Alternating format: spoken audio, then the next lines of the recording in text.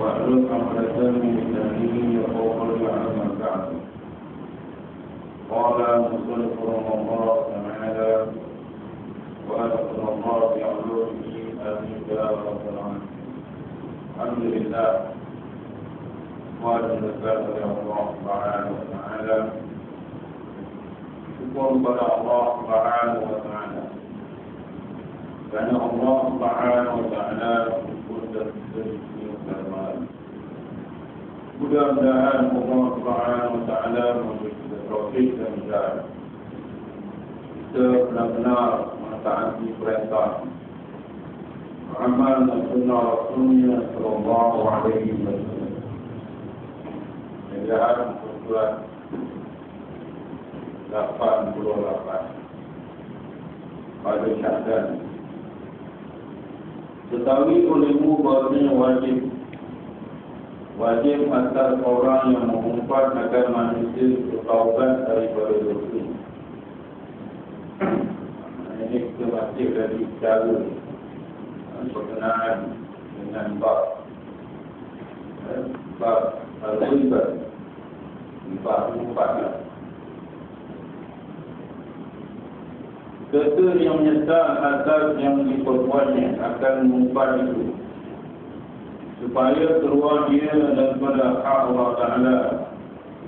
Kemudian maka dia meminta halalkan daripada orang yang mengumfatnya, supaya keluar dia daripada dosanya pada hak orang yang diumpat itu. Inilah atas kaul yang muhtamad.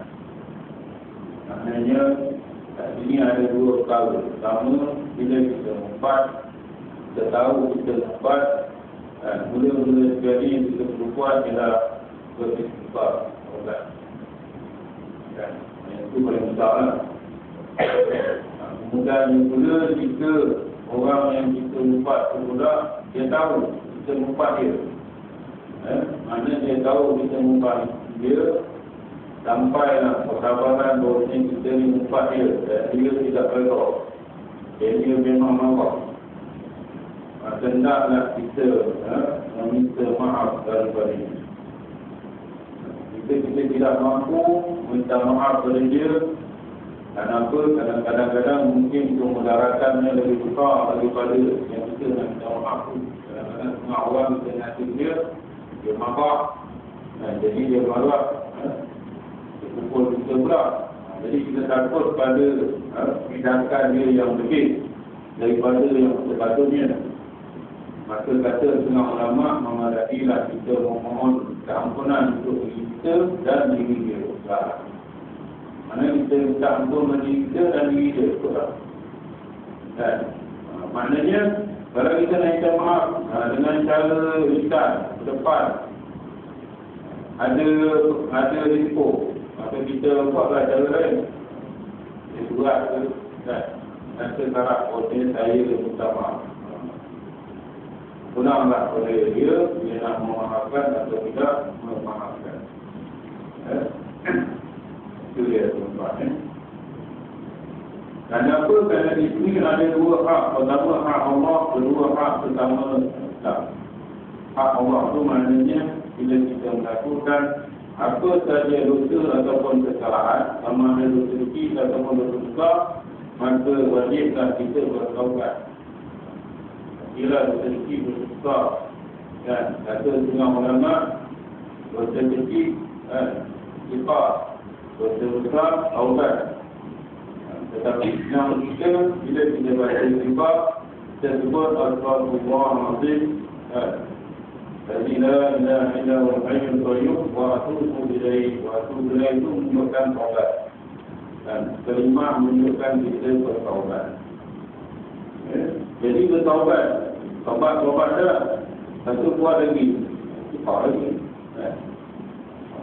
Taubat dah, istighfar lagi.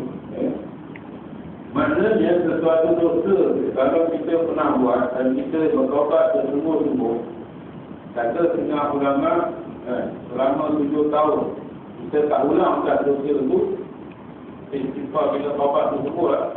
Kata setengah ulama, selama 7 tahun kita tak ulang kat dosa itu, insyaAllah Dan insyaAllah kita tak akan buat satu dua.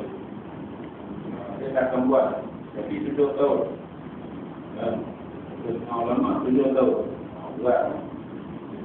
Dan satu setengah ulama buat 7 kali. Artinya 7 kali ulang mesti yang sama.